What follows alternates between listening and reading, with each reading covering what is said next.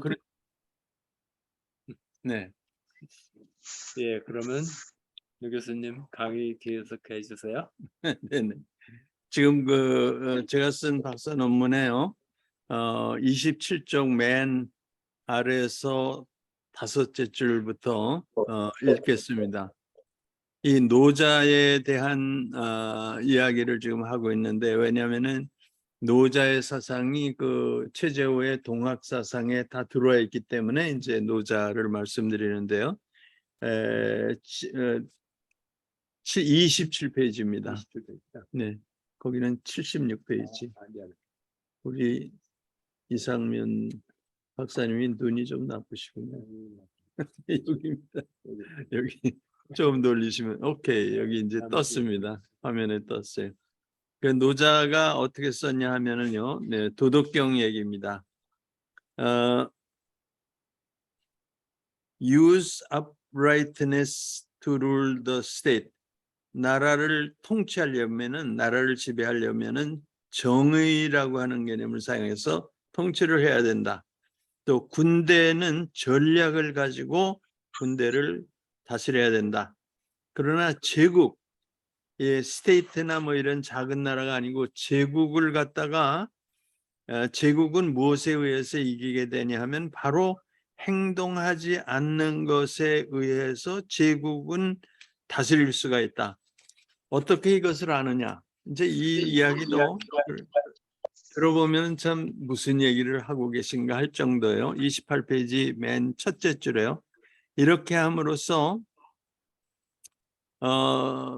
제국 안에서 그 규칙이 많아지고 법이 많아지고 헌법이 많아지는데, 이런 불의한 법이나 불의한 헌법이나 이런 것들이 많아지면 많아질수록 인민들은 더 가난해진다. 우리 법학 교수 아니세요, 그렇죠? 법이 많을수록 불의하게 된다는 거예요. 이 노자 얘기는 그렇잖아요. 법을 좀 줄일 수 있으면 줄일 때는 줄여야 된다는 거죠. 그 다음에 이 국민들이 무기를 많이 가지고 있으면 있을수록 이 땅은 더 어지러워진다. 그런 얘기를 했어요. The more people have a military equipment, 군비가 많아지면 많아질수록 나라는 더 소란스러워진다 이거예요. 우리가 이제 그 한때 참 뭐라고 그러나요? 이제 그 군인들이 통치할 때요, 체류탄을 암만 쏴도 나라가 조용해지지가 않고 체류탄을 쏘면 쏠수록 나라가 더 시끄러워졌잖아요. 이제 그런 얘기입니다.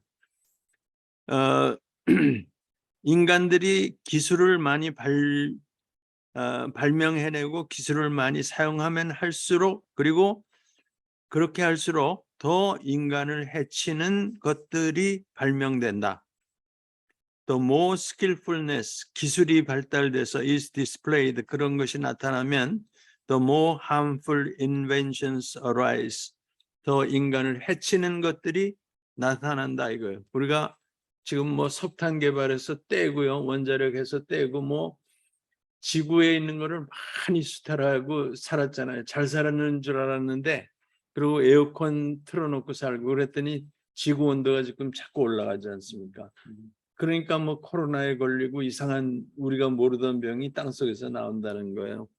그런 얘기를 하는 거죠. 그리고 법을 많이 만들면 만들수록 도둑은 더 많아진다. 법대 교수님. 맞습니다. 법을 많이 만들면 만들수록 도둑은 더 많아진다. The more legislation there is, the more robbers increase. 그런 까닭에 행동하지 않는 것을 실천해라. 그렇게 되면은 민중이 변화를 받게 되고, 그리고 너희들이 명상을 해라. 명상을 하게 되면 민중들은 정의롭게 살게 된다 이거예요. 통학에서도 명상 시간이 있습니까? 있습니다. 있어요? 네. 명상을 하게 되면 의로워지고, 법을 많이 만들면 도둑이 더 늘어난다. 무기를 많이 가지면 가질수록 전쟁은 더 일어난다. 우크라이나 보세요. 지금 전쟁이 그냥 최첨단 무기가 들어가는데 지금 조금 있으면 핵무기 쓴다고 걱정하잖아요. 그래서 그 중간에 있는 When the Empire is Ruled 거기요. 예. 이 제국이라고 하는 것이 도로서 다스려지게 되면은 아주 빠른 말들이 전혀 필요가 없게 된다. 도로서 나라가 다스려지게 되면은 뭐 마하 17의 미사일 필요 없게 된다는 거거든요. 예, 도로 다스려야 된다. When the empire is ruled without do, 그러니까 도가 없이 제국을 다스리게 되면 전 나라에 이런 전쟁하는 무기들이 말하자면 탱크들이 여기저기 꽉 들어차게 된다. 그러니까 지금 뭐 우리나라도 전 세계 뭐 국군의 능력이 6등이다 몇 등이다 하고 첨단 무기들을 막 만들어내잖아요. 미국도 뭐 첨단 무기 많은데 미국에 저도 오래 살아봤지만은 하루에 총 맞아 죽는 사람이 100명입니다. 하루에. 저는 미국에 가면은 빨리 나와요. 왜냐하면 언제 어디서 총알이 날라올지 모르거든요. 그러니까 병에 걸려 죽는 것보다 총에 맞아 죽는 게 미국은 더 1년에 뭐 4만 명씩 요즘에 총에 맞아 죽고 그것도 무차별하네요. 뭐 타겟들을 정해놓고 죽이는 게 아니라 그냥 어린아이들이 나와서 막 쏴 죽이고 자기도 죽고 이게 이제 혼란스러워지는 거예요. 그러니까 미국에는 왜 총을 이렇게 개인들이나 이런 사람들이 갖게 했지? 그거를 못 갖게 할 수가 없어요. 왜냐하면 헌법에 이제 헌법이 만들어질 때가 언제입니까? 영국이 지배하고 있었잖아요. 근데 영국과 싸울 수 있는 정예 부대가 하나도 없었어요. 그때는 군대가 없었어요. 그냥 뭐 말하자면 개척자들 그 시골에 가서 뭐 말 기르고 짐승 잡아먹고 옥수수 길르고 그러던 사람들이 개인이 다 총을 가지고 있었거든요. 왜냐하면 사냥을 해야 되니까. 근데 영국 군대는 빨간 옷을 입고 오고 이 개척자들은 빨간 옷이 아니라 얼룩덜룩하고 풀색 옷을 입고 사냥총을 들고 싸웠는데 누가 이겼습니까? 이 개척자들이 이긴 거거든요. 그때부터 뭐가 생겼냐면은 민주주의를 지키기 위해서는 총기를 휴대할 권리가 있다. 이게 헌법에 들어가 있습니다. 그걸 지금까지 못 고치는 거예요. 그래서 미국의 무기가 인구 수의 2배 정도의 무기가 있다는 거예요. 뭐 가정집에 기관총 같은 거 있는 사람도 있고 박격포가 있는 집도 있어요. 그다음에 또 그걸 가지고 그것도 훈련도 합니다. 민간단체 행동이라고 그래서요. 이 훈련도 해요. 근데 그게 경찰이 가서 제지를 못해요. 우리는 무기 가지고 있으면 당장 뺏거나 체포당하는데 그게 안 돼요. 그리고 무기 장사 최근에도 뭐 얼마나 많이 죽이니까 이제 지금 바이든도 법을 고쳐서 뭐 하겠다 그러면 뭐 무기 장사들이 별대같이 일어나 가지고 상원 하원 의원들을 전부 뇌물을 매겨 가지고 잡아놓는 거예요. 투표를 하면 이게 통과가 안 돼. 그러니까 그 뇌물도 매기면은 또 잡혀가는데 교묘하게 매기는 거예요. 교묘하게 안 드러나게. 그러니까 법이 많아지면 많아질수록 도둑이 많아진다고. 그게 안 되는 거예요. 그래서 제가 사실 미국에 이제 오래 있고 뭐 직업도 있고 그랬으니까 시민권도 신청할 수 있는 자격이 다 되는데 시민권 신청할 생각을 한 번도 한 적이 없습니다. 그냥 학위 받고 즉시 한국에. 왜냐하면 한국에 있으면 오래 살 수 있지만 미국에 살 수 있으면 일찍 죽을 확률이 많은 거예요. 코로나 보세요. 코로나. 우리나라에 지금 뭐 3만 명이 안 죽었잖아요. 미국 몇 명 죽은 것 같아요? 100만 명이 넘었어요. 100만 명. 그러니까 미국처럼 최고의 약이 있고 최고의 의사가 있는데 왜 죽냐 이거예요. 미국 사람들의 4분의 1이 건강보험이 없습니다. 내 친구 동창이 이제 서울대학교 동양사 교수 김용덕이라고 있는데 걸려서 열을 입원했는데 태어날 때 공짜로 나왔어요.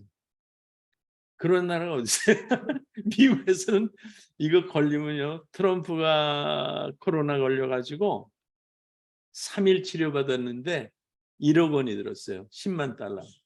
1억 2천만 원 들었어요. 그러니까 보통 사람이 치료를 못해요. 노길남이라고 제 대학교 동기인데 이 친구는 뭐 대단한 친구예요. 하여튼 김일성 대학에 가가지고 박사학위를 받은 친구니까. 그래서 이제 근데 미국에 제가 그 집에를 한번 가겠는데 너무 가난하게 살더라고요.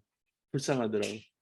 그래서 얼마 전에 이제 돈이 없으니까 정치학 박사가 뭐 할 수 있는 직업이 우버, 이 택시 운전했는데 우버 운전하면 온갖 병자가 다 뒤에 타잖아요.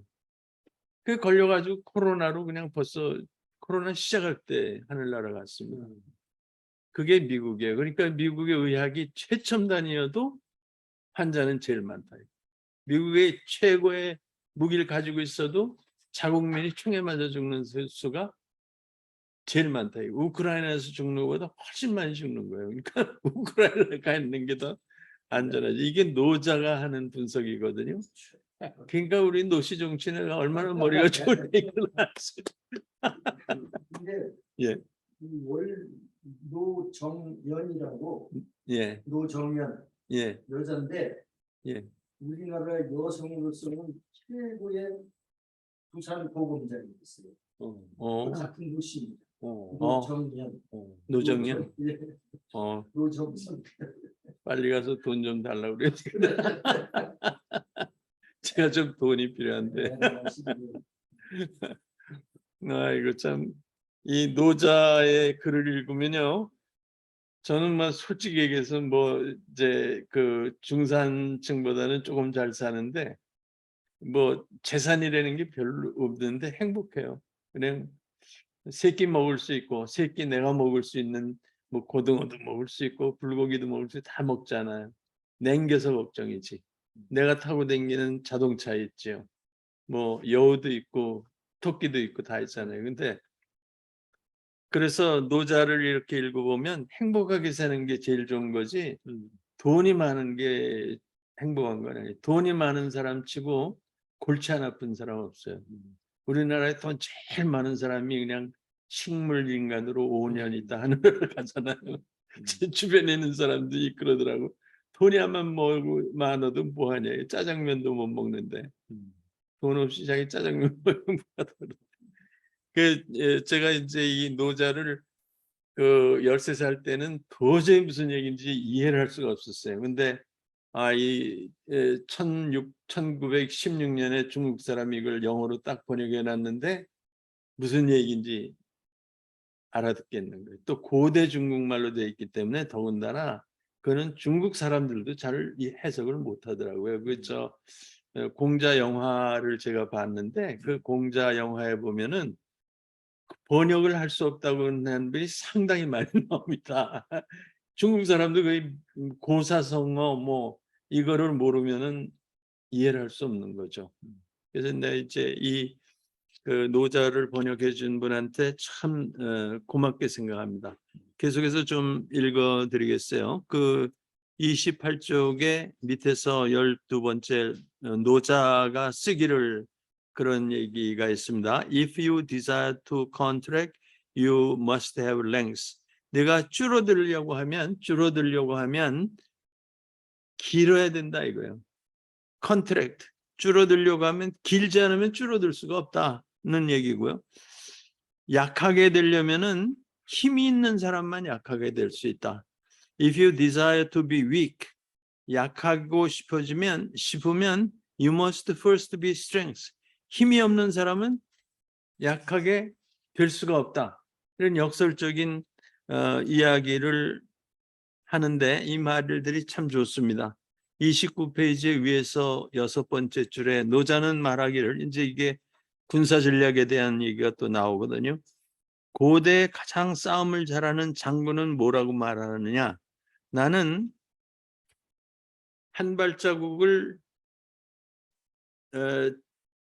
I dare not act as host, but only as a guest. 내가 전쟁을 주도하는 사람이 되기보다는 나는 전쟁의 손님이 되기를 원한다. Rather than advance an inch, 한 발자국을 전진해 나가기보다는 오히려 세 발자국을 더 뒤로 물러나겠다. Advance an inch보다는 I would retire a foot. 이런 얘기를 하고 있어요. 그러니까 한 발짝 나가는 것보다는 세 발짝 둘러쓰는 것이 명장이다. 이것이 적이 할 수가 없는 것을 내가 하는 것이다. Attacking the weak part of the hostile army, enter there where there is no opposition, seize those having no arms. 그래서 이렇게 함으로써 그 적군의 가장 약한 곳을 공략하고 적군이 있는 곳, 적군이 없는 곳으로 들어가 점령하고 그리고 군대 무기가 없는 곳을 차지해라. 그런 얘기를 해요. 그러니까 이제 제가 그 학생들이 데모할 때 보면요. 전경이 꼭 있는 데 가서 화염병을 던집니다. 근데 서울 시내 전경 없는 데가 훨씬 더 많습니다. 수억 배 많죠. 전경 없는 데 가서 화염병 안 던져요. 재미가 없거든. 그 전경 있는 데 가서만 던지고 얻어맞고 잡혀가고 그래요. 근데 노자는 무슨 얘기를 하냐면은 적이 있는 곳을 공격하지 말라는 거예요. 적이 없는 데가 훨씬 더 많다. 거기를 가서 다 점령하면 네가 이기는 것이다. 그렇죠. 그렇죠. 네가 없는 곳을 적이 없는 곳을 가서 다 점령하고 그것이 바로 명장이 하는 방식이다. 이런 얘기예요. 그래서 이제 이것을 읽으니까 노자가 전략가구나라고 하는 걸 알 수가 있어요.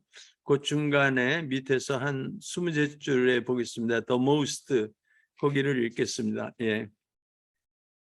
그러니까 가장 기술이 좋은 전투를 하는 사람은 힘에 의존하지 않는다. 가장 전투를 잘하는 전사는 힘에 의존하지 않는다. 이제 유도 얘기를 하면 유도가 그렇더라고요. 제가 이제 수도 경비사에서 근무를 했는데 경복궁이요. 우리 부대 키가 뭐 150 한 4, 5cm 되는 유도 선수인데 이제 말하자면은 중사였어요. 중사. 그리고 딴 부대는 덩치가 뭐 120kg짜리 유도 선수가 있습니다. 그럼 저희 노는 시간에 오락 시간에 둘이 유도를 시켜요. 그럼 120kg 하고 이 사람 한 55kg 하고 둘이 붙으면 누가 이기냐 하면은 55kg가 이기는 거예요. 그러니까 나는 전 유도를 못 해봐서 모르는데 상대방이 공격할 때 그 힘을 가지고 던져버린다는 거예요. 그 말이 되죠. 그래서 힘 있는 자가 진다는 거다. 힘에 의존해서 싸우면 지고 힘에 의존해서 싸우지 않는 자가 이긴다. 그래서 정말 잘 싸우는 사람은 절대로 화를 내지 않는다. 화 안 내는 사람이 진짜 무서운 사람이죠. 그 다음에 가장 힘 있는 정복자들은 항상 자기에게 가장 좋은 기회를 기다린다. 가장 좋은 기회가 올 때까지는 절대로 싸우지 않는다는 거죠. The mightiest conquerors always await favorable. 가장 좋은 opportunities. 그 기회가 올 때까지를 기다린다. 저는 이순신 장군을 이렇게 생각하는데 뭐 어렸을 때 이순신 장군이 세계 뭐 4명의 가장 용맹한 장군이라고 배웠는데요. 요즘에 제가 쭉 보니까 뭐 영국의 넬슨이 그렇게 유명했다고 그러는데 넬슨보다 훨씬 더 훌륭한 장군이에요. 그러니까 자기는 12척밖에 안 남았는데 일본 배가 330척이 달려들잖아요. 그래서 그 원균이든가 그 사람은 그냥 이긴다고 막 갔다가 그냥 풍랑에 빠져서 지 혼자 죽었는데 이순신은 절대로 싸우지 않죠. 상대방이 달겨들 때까지 그냥 골목에 딱 지키고 있는데 그 골목은 물살이 너무 빠르다 이거예요. 근데 일본 놈들은 그게 물살이 어떻게 됐는지 모르잖아요. 이순신은 거기에 일생 살았으니까 알죠. 그래서 그 좁은 골목으로 330척이 들려들었는데 거북선을 가지고 싸우죠. 근데 이게 거북선이라는 게 저는 그냥 자랑하려고 얘기했나 보다 그랬는데 일본 배는 운반만 하게 돼 있어요. 일본은 이제 사무라이니까 땅에서 칼 가지고 죽이는 거예요. 그래서 배 자체가 아주 판잡하고 약합니다. 거북선은 그 배를 부셔버릴 수 있게 탄탄하게 줬어요. 그리고 일본 사람들은 이제 상대방 배에 올라타고서 칼로 찔러 죽이는데 거북선 위에는 올라탈 수가 없게 돼 있어요. 그 위가 쇠로 덮여 있고 꼬챙이가 있잖아요. 그러니까 올라탈 수가 없게 돼 있어요. 그래서 이제 이순신이 세계 뭐 1등이라고 생각합니다. 요즘에 뭐 그 연속 방송국으로도 나왔는데 아주 잘 찍었더라고요. 그래서 우리 것 중에 좋은 것이 많은데 이 이순신 장군은 자기에게 가장 좋은 기회가 올 때까지 항상 기다렸기 때문에 이겼다. 그러니까 이렇게 기술이 좋은 전사들은 겸손하다. 겸손해야 된다. 요즘에 정치가 중에 누가 나와서 겸손해야 됩니다. 그 말하더라고요. 그래서 제가 그다음에 이제 이것이 바로 투쟁하지 않는 자가 갖는 도덕성이다. Advantages of utilizing the strengths of others and conforming to the law of heaven. 그러니까 다른 사람의 힘을 오히려 내가 이용하는 데서 이익이 얻어지고 그것이 하늘이 주는 법칙에 따르는 것이다. 이것이 바로 고대 명장들이 살았던 기준들이다. 이렇게 얘기합니다.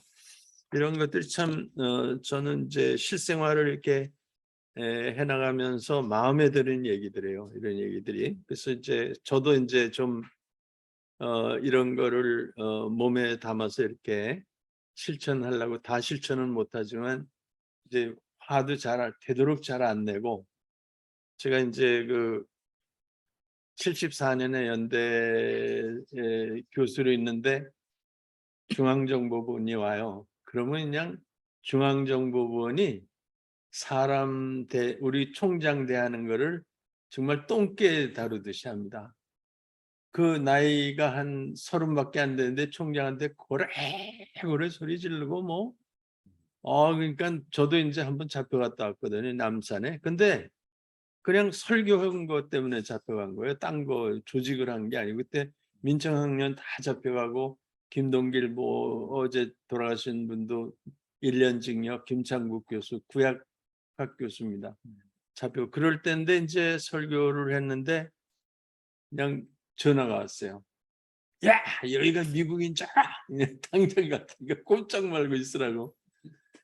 근데 이 친구가 참 예의라는 게 없어요. 이 양반이 이제 그래서 제가 하루 이제 내 방에 왔길래 얘기를 했어요. 너 007 봤어? 그랬더니 봤대. 제임스 본드 알지? 그렇대. 제임스 본드 댄스 잘해? 못해? 그랬더니 댄스 잘한다. 이거. 그 제임스 본드 화내는 거 봤어? 그 영화에서 제임스 본드 화내는 장면이 없습니다. 느글느글하고 댄스하고 이쁜 여자하고 놀고 그러면서 근데 너 정보부원이라는 거는 전 세계의 가장 젠틀맨이다. 너 제임스 본드처럼 해봐라.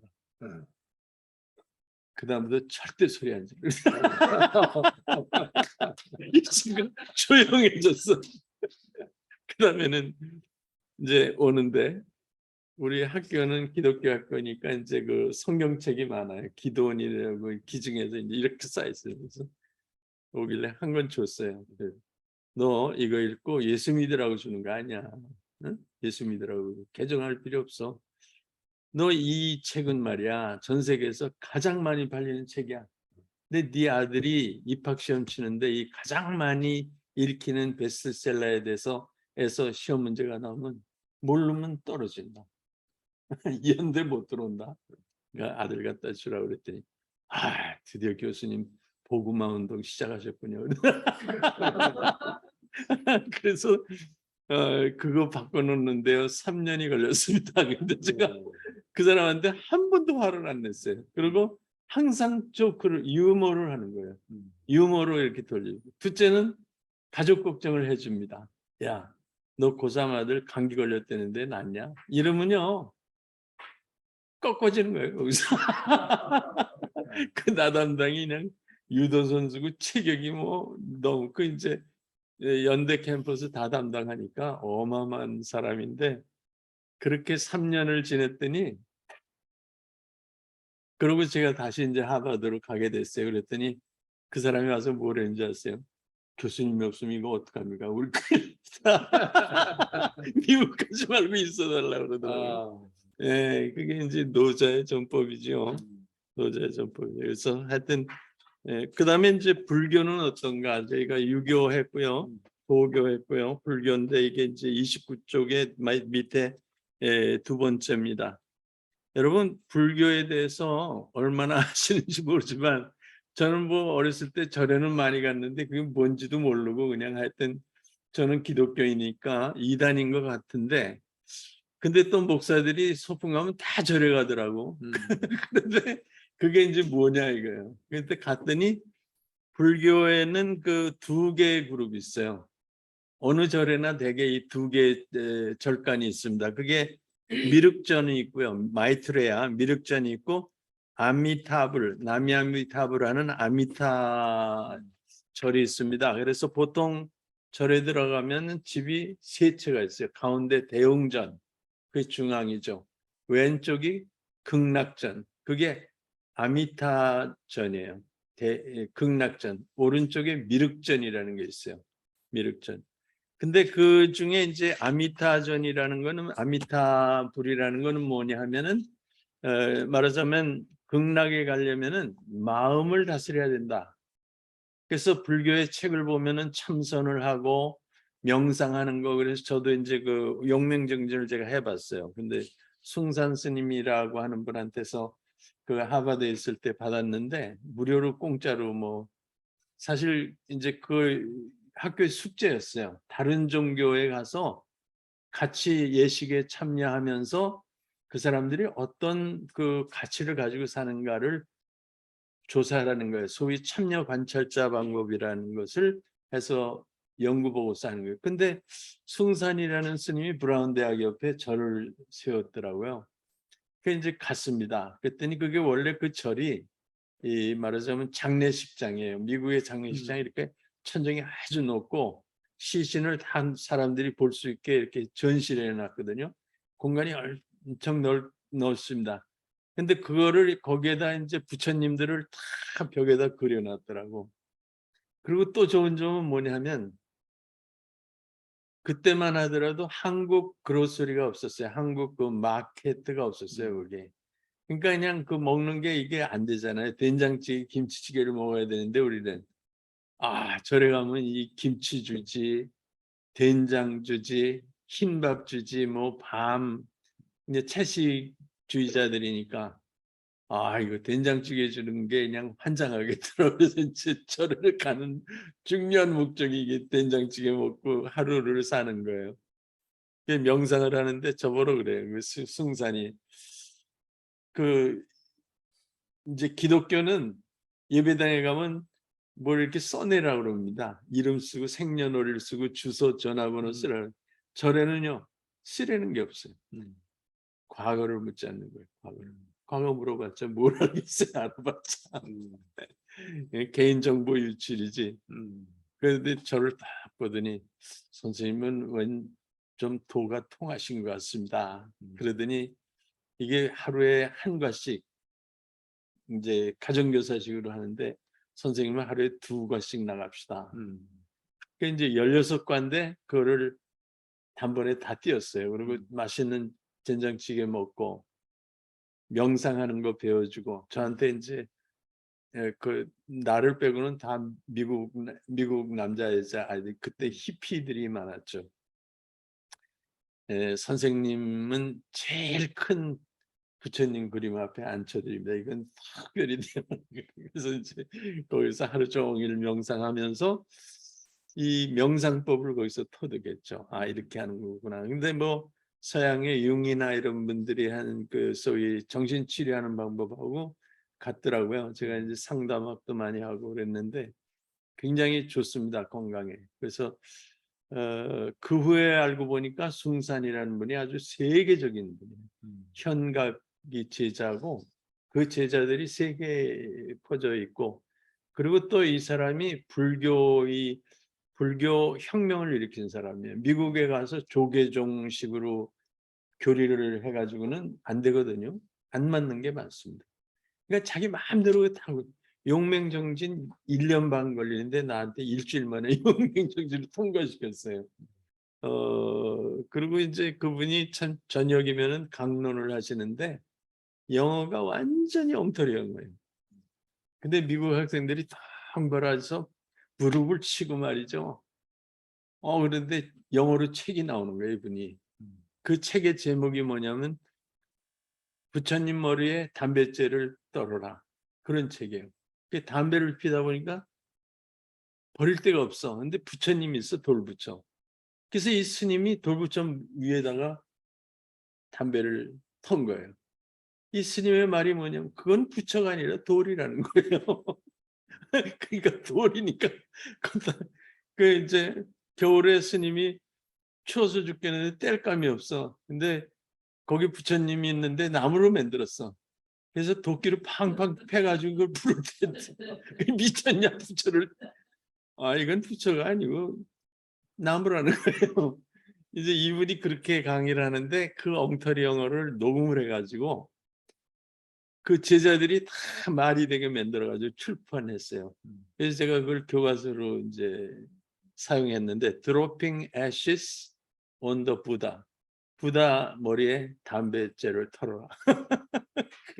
그게 이제 그 미륵불교입니다. 미륵불교는 불평등한 사회, 굶주리는 사람에게 혁명을 일으켜서 고봉쌀밥을 맞게 해주고 쌀밥. 요즘 저도 뭐 밥 잘 안 먹지만은 옛날엔 밥 2그릇을 얹혀서 먹었잖아요. 이 가난한 사람에게는 2그릇의 고봉쌀밥을 먹는 세계를 만들어준다. 이게 이제 미륵부처입니다. 근데 그러면 부처가 어디에, 미륵부처는 보통 이런 조계사 한복판에 없어요. 조계사 도심지 부자 이런 데는 다 아미타 부처님이 계셔요. 거기 가서 그냥 마음만 잘 정리해서 행복을 찾으라는 건데, 미륵은 전쟁을 해야 되기 때문에 망원경이 있어야 됩니다. 그러니까 강원도, 강화도 같은 데 가면 제일 끝에 있는 섬에 제일 높은데 보문사 그런 데 가면은 미륵부처가 있습니다. 경주에도요. 경주 가보면은 시내에 있는 큰 절에는 전부 아메타 부처님이에요. 남산에 가면은 돌산에 누가 헌금도 안 하고 돈도 안 내고 동학처럼 헌금하는 거 있잖아요. 여기. 그런 데는 전부 미륵부처가 있습니다. 왜냐하면 불평등 세계를 개혁하자. 그래서 이제 막 부서진 부처가 있어도 누가 돌보지도 않고 그렇게 돼 있습니다. 제가 그 이북에 가가지고 거기 이제 단군 단군 능이 있어요. 아까 누구 단군 하시던 분이 저기 그 이북에 100번 갔다 오셨는데 좀 국가보안법으로 조사를 좀 하셔야 될 거예요. 근데 단군을 예? 그래요? 그래도 조사를 좀 받으셔야지. 단군능이 있는데 거기 차 타고 가다 보면 오른쪽에 절이 있죠. 조그만 절이 있습니다. 아니 저 단군능이 아니고 고주몽 고구려 태조 거기 이제 많이 가보셨을 때 그 오른쪽에 이제 고주몽을 지키는 절이 있어요. 그 절에 가보면은 정삼각형으로 집이 되어 있어요. 가운데 대웅전, 좌측에 극락전, 오른쪽에 미륵전 이렇게 되어 있습니다. 정삼각형. 그게 불교의 가장 올바른 구조입니다. 경주에 가보시면 불국사 있죠. 몇 각형인가 아세요? 이거 알면 A+예요. 거기 가보시면 정삼각형이 아니고 직삼각형으로 되어 있습니다. 그러니까 그 왼쪽에 극락전은 있는데 미륵전은 없어요. 그 절을 지었던 사람이 30살 못 돼서 죽었거든요. 암살당했다는 설이 있어요. 왜 암살당했을까? 오른쪽에 미륵전을 지으려고 그런 겁니다. 가보면은요, 땅이 집을 금방 질 수 있게 다 다져져 있는데 소나무만 자라고 있습니다. 거길 가보면은 집을 지려고 했더니 누군가 와서 죽여버린 거예요. 왜? 미륵전을 지어놓으면은 신라라고 하는 좋은 그 나라가 혁명에 의해서 뒤집히는 거예요. 미륵은. 그러니까 미륵전을 못 짓게 한 겁니다. 그래서 이제 불교의 그 불국사하고 고주몽을 지키는 절, 그것을 둘을 비교해 보면 좋고요. 또 묘향산에 가도 이제 거기 절이 있습니다. 그 절은 서산대사가 그걸 모시고 있어요. 근데 서산대사는 뭐냐? 일본군들이 달겨드니까 스님들을 전부 전투훈련을 시켜버린 거예요.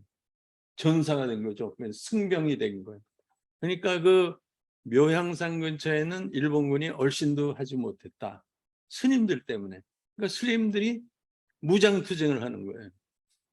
이게 이제 미륵 종교, 미륵 불교죠. 제가 월남전 때 갔는데 스님들이 한 300명이 있는 데를 갔어요. 근데 전부 웃대를 벗고 유도 연습을 하더라고요. 그래서 큰 스님한테 물어봤어요. 아니 이게 스님들이 왜 유도 연습을 하냐 그랬더니 유도 연습을 시켜놓으면은 절대로 싸움을 안 한다는 거예요. 이게 아세요? 그 약한 놈이 싸우려고 덤벼들고 화를 내고 그러지 자기가 힘 있으면 상대방이 약한데 왜 싸우냐 이거죠. 그래서 전쟁을 막기 위해서 스님들이 유도를 배운다. 이게 이제 노자 얘기나 비슷한 얘기 아닙니까? 불교에도 이제 이렇게 그 미륵 사상하고 아미타 사상이 있는데 동학에는 어느 게 들어왔겠어요? 미륵이 들어왔겠어요? 아미타가 들어왔겠어요? 동학은 혁명을 해야 되니까 미륵이 들어온 겁니다. 그래서 이제 동학에도 그 최재우가 처음 그 쓴 시에 보면은 이제 칼춤에 대한 시가 있는 거 아시죠? 용천검 높이 들고 그런 그 검을 사용하신 분이에요. 그렇다고 해서 자기가 검으로 정부군을 죽인 적은 한 번도 없거든요. 본인은 비폭력을 주창하지만 그러나 그 투쟁할 전투를 할 수 있는 능력은 훈련시켜 놓는다. 이런 것이 들어와 있는 거죠. 30페이지 제일 가운데 있는 것을 인용하겠습니다. 서남동 교수님 저의 스승이고 이제 민중신학자죠. 그 서남동이 쓰기를 역사적으로 보면 미륵신앙이 있었던 곳에서 억압을 당한 사람들이 그 존재하는 사회 체제에 대항해서 싸움을 했다. 그래서 그 지배자들은 항상 이러한 신앙이 미륵신앙이 이단적이라고 규정을 하고서 항상 이 미륵신앙이 있는 곳을 억압했다. 이렇게 기록하고 있습니다. 또 이런 미륵신앙이 있는 곳에서 동학혁명들이 일어났다. 그 장소가 동일하다. 이제 이런 역사적인 조사도 있습니다. 그 다음에 이제 그 31쪽에 밑에서 10째 줄에 그 피터 A. 퍼두라고 하는 학자가 있었어요. 근데 일본에도 불교가 아주 왕성하죠. 근데 메이지 시대, 메이지 후기, in the latter Meiji, 메이지 시대 후반기에 있어서 그리고 early decade of the 20th century, 20세기 초반에 국가는 이 바로 불교를 갖다가 국가가 아주 장려를 했습니다. 어디에서? 조선반도에서 불교를 일본이 밀어줬어요. 왜 그랬냐 하면 이 불교를 밀어주게 되면은 이 식민지 조선반도가 반란을 안 일으키고 조용해질 것이다. 그 사람들을 민중을 조용하게 하기 위해서 불교를 믿게 했다는 거죠. 그러니까 이 불교는 뭐냐? 아미타 불교를 믿게 한 거예요. 그래서 이제 신도도 또 신도를 불교에서 가르쳤는데 마찬가지로 민중이 조용하게 되기 위해서 그리고 국수주의적인 일본 제국을 지지하게 만들기 위해서 신도를 퍼뜨리고 아미타 불교를 퍼뜨렸다. 그리고 이제 during the pre-war military takeover and subsequent event leading to the World War II 2차 대전 직전이죠. it is difficult to find significant examples of systematized political criticism from Buddhist leader. 그러니까 2차 대전을 일으켰더니 불교 스님이 다 전쟁을 지지하는 거예요. 왜냐하면 아미타 불교를 심어놓고 신도이즘을 심어놨더니 지지하는 거예요. 그래서 이 정치적으로 아미타 불교는 이용당했다 이런 이야기죠. 이런 거는 이제 퍼두라는 서양학자가 분석했지만은 대단히 중요한 겁니다. 그게 견훤이에요. 견훤 후백제의 견훤 아시죠? 견훤은 뭐라고 주장했냐면 32페이지에 가운데입니다. 견훤 founder of letter 백제 다니스 후백제를 세웠잖아요. 이제 후백제를 세웠는데 그 자신이 미륵이 다시 태어난 것이라고 주장을 합니다. 그래서 이제 그 견훤 자체가 혁명가였어요. 그 피압박당한 사람들을 조직해가지고 했는데 이 견훤이 미륵 불교 신자였습니다. 궁예도 마찬가지예요. 궁예 자신이 그 미륵의 왕자다 이렇게 얘기합니다. 그리고 신라를 전복시키기 위한 혁명을 일으킵니다. 신라가 제국이고요. 신라는 아메타 불교의 국가였잖아요. 이걸 뒤집어 엎기 위해서는 미륵 사상을 가져와야 되는 거예요. 왕건, 고려의 왕건은 역시 미륵 혁명을 믿었던 사람입니다. 거기에 이제 제가 사진을 찍어놨는데 이게 뭐냐 하면은 금산사에 전주 전라도 금산사에 가면은 견훤이 지은 성도 있고 이 절이 있습니다. 이 절이 지금 기와가 3층으로 되어 있는데 옆에 기둥으로 받쳐놨어요. 그 기와가 무너지지 않게. 제가 거기에 들어가 봤는데 이 3층 안이 공간이 하나밖에 없어요. 근데 거기에 부처가 3층짜리 부처가 3개가 있습니다. 왜 이렇게 부처가 커야 되느냐? 미륵 부처 있죠? 미륵새. 크죠? 큰 게 특징. 왜? 큰 거는 힘이에요. 힘이 있어야 혁명에 성공할 수 있는 겁니다. 그래서 미륵 부처는 크거나 절벽 끝에 가서 있거나 섬의 끝에 가서 있어서 미래를 볼 수 있게 만든 게 미륵입니다. 그래서 이제 이러한 그 미륵 사상이 우리 천도교 동학에 들어와 있다 그런 얘기입니다. 33페이지 위에서 이제 10째째 during 거기에 보면 during the period of King 숙종 왕 때 1674년에서 1720년입니다.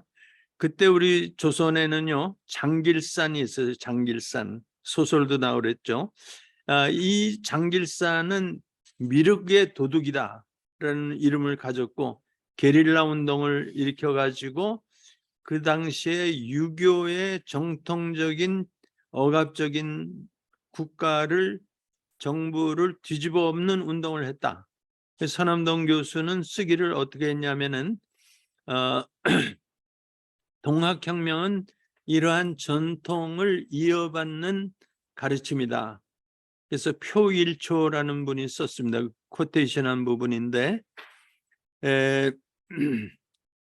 일제에 우리가 침탈을 당하고 식민지화됐을 때 할머니들은 항상 용화의 이야기를 우리에게 들려줬다. 용화라는 말이요. 용화사가 많이 있죠. 용화라고 하는 건 평등을 말하는 것입니다. 골고루 나누는 거. 그래서 이 스토리에 보면은 이거는 구전인데 미륵의 신앙의 사람들이 민중들이 투쟁한 이야기가 여기서 나오는데 그래서 이 미륵은 유토피아를 이 세상에 실현시켜주고 억압을 받는 사람들이 고봉쌀밥을 매일 먹게 된다. 밥 2그릇을 매 한 끼마다 먹게 된다.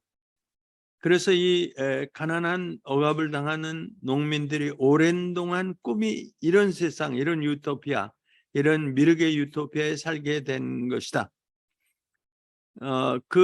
Through Maitreya Buddhism, 미륵 불교를 통해서 people are formed and awakened to use military means to be liberated from the constant victimization by the ruling class. 지배 계층에 의해서 끊임없이 피해를 당해오는 것으로부터 자신을 해방시키기 위해서 군사적인 수단을 사용해야 된다라고 하는 것을 깨닫게 된 것이 민정이다.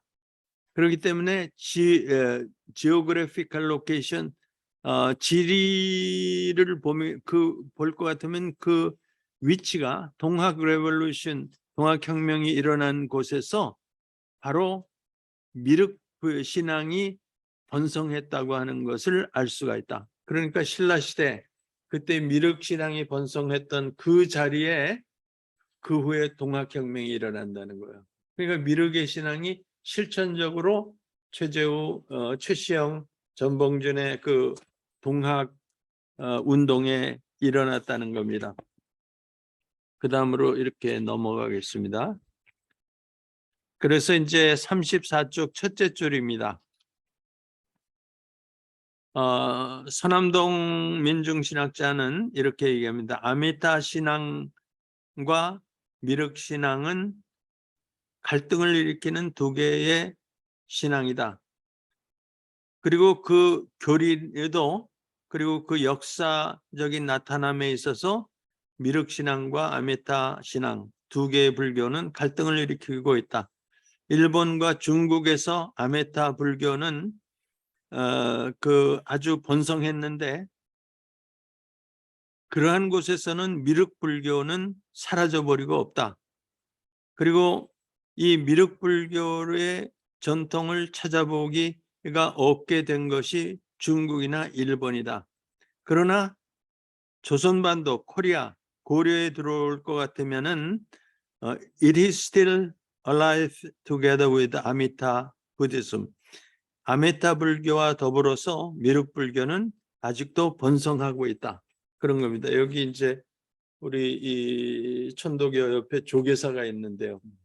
조계사에 보면은 조용할 때도 있지만 스님들이 몽둥이 들고 쌀 때도 있고 제가 한번 갔더니 그 제일 높은 사람이 있는 데는 쇠로 두꺼운 쇠로 막아놨더라고요. 이게 청와대보다도 더 무섭게 막아놨어요. 왜냐하면은 강목을 들고 스님들이 달겨들고 싸우고 이게 이제 미륵 불교와 아메타 불교의 싸움입니다. 그래서 조계사를 미륵 불교 쪽의 세력이 잡느냐, 아메타 불교 세력이 잡느냐 하고 직결돼 있어요. 그래서 그 당시의 정권에 아첨하는 그 아메타가 잡으면은 불교는 호국 불교가 되는 거예요. 나라만 지키면 된다. 근데 미륵 불교를 믿는 스님들이 그걸 잡으면은 가난한 사람도 없고 피압박된 사람 해방시켜주고 쪽방 사람 짜져가서 뭐 밥 퍼주고 하는 그런 운동을 하는 거죠. 그 이제 우리 그 동학도 좀 이렇게 그 실천적인 면에서 이런 것들을 많이 해야 되지 않는가 이렇게 생각합니다. 그래서 제 강의를 마쳐야 되겠는데요.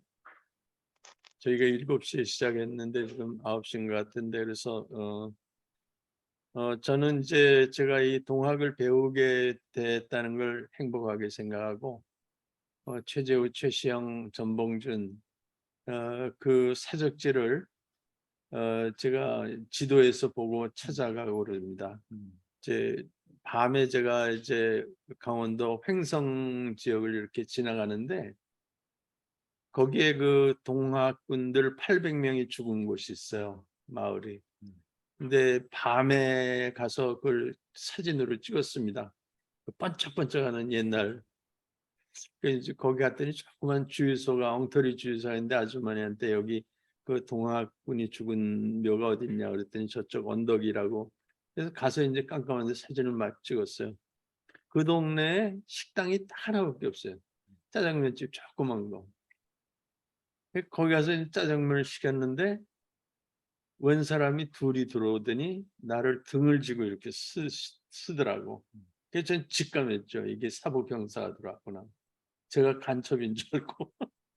근데 사복 형사가 둘이 나갔어요. 그랬더니 집주인이 이 동네에 수상한 사람이 하나 와 있어가지고 그 사람 접선하는 걸 잡기 위해서 그걸 남겨두고 있다는 거예요. 근데 제가 그때 미국에서 막 와가지고 신발이 막 이만한 스키화에다가 옷도 한국 사람들이 입지 않는 이상한 옷을 입고, 근데 길을 모르니까 옛날에 저 뭐 GPS 없으니까 그냥 큰 지도를 놓고 빨간색으로 이제 쫙 그리고 있으니까 얼마나 이상해. 그러니까 두 사람이 딱 나가더니 조금 있더니 동네 덩치 큰 장정 5명을 데리고 왔어. 그들이 와서 주민등록증 내놓으라 그러더라고. 그래서 주민등록 줬지. 그래서 난 연대 교수인데 이게 동학 전쟁터 연구하는 사람이라 그거 연구하러 왔다고. 그랬더니 그러냐 그래. 그리고 또 나가더라고. 근데 또 들어오면은 그때는 그냥 남자를 여자로 만드는 거 빼놓고 다 하는 거 아니에요. 그때 제일 좋은 게 뭐냐? 36개 출행랑이 나와서 잘 모르고 추가하고 도망 나왔는데, 거기가 이제 그 동학 혁명군이 죽고 그래서 할아버지들한테 물어봤더니 이제 일본 군대가 행진해서 들어와서 전투가 붙어가지고 다 죽고 무덤도 각자 있는 게 아니고 큰 거 하나에 그냥 다 넣어서 묻어버렸다. 그 후에 제가 이제 그 밤에 야식을 먹으려고 제가 원주 캠퍼스에서 있을 때입니다. 조그만 식당에 뒷골목 식당에 했더니 거기서도 내가 어떻게 해가지고 이제 뭐 그 제차하고 얘기하는데 뭐 동학 연구 이랬더니 그 웨이터 하는 청년이 제가 태어난 곳이 그 동네입니다. 그러는 건데 이제 원주에 와서 조그만 식당 차려놓고, 근데 뭐 다들 동학 천독에 하면 쉬쉬하고 숨어서 살았잖아요. 연좌제 뭐 이런 게. 그러니까 이 청년도 산속에서 살다가 이제 좀 어떻게 넓은 세상 올라고 와서, 그래서 이제 그런 그분들의 자서전을 이렇게 조금씩 견줘서 연구하고 늘 연구하는 자세로 이렇게 삽니다. 여기 주일날 일요일날 여기 와서 이제 참석하고 그리고 이제 제가 뭐 동학에 대해서 모르는 게 더 많으니까 아직도 이제 많이 배우고, 노태구 선생님한테도 배우고 또 황문식 선생 뭐 이런 분들한테 배우고 그러면서 삽니다. 근데 또 여기 이상면 박사를 만나니까 또 이제 많이 지도해 주십시오. 감사합니다. 네. 감사합니다. 그동안 우리가 정말 시야가 좁았다는 것을 오늘 깨달았습니다. 지금까지 우리가 여러 강의를 많이 들었는데 우리 노 교수님 보시는 시야가 정말 가장 넓고, 정말 어떻게 보면 우리가 참 좁은 시야를 가지고 좁은 곳에서 살면서 넓은 세상을 모르고 지냈다, 이런 생각도 느끼게 됩니다. 그래서 이 노 교수님께서는 아니 게 아니라 저 배경이 서학이신데, 그런데 이 동학에 대해서 아주 박식하실 뿐만 아니라 또 우리가 못 보는 그런 면을 이렇게 투시하시고, 또 그뿐만 아니라 유불선 3교에 대해서 또 아주 그 요령 있게 조목조목 그렇게 설명을 해주셨습니다. 그래서 오늘 정말 지금까지 들은 강의 중에서 제일 명강의 것 같죠? 네. 앞으로 우리 노 교수님 언제 한번 기회인 대로 또 초대해서 다시 그 명강의를 듣도록 합시다. 네, 감사합니다. 박수. 감사합니다.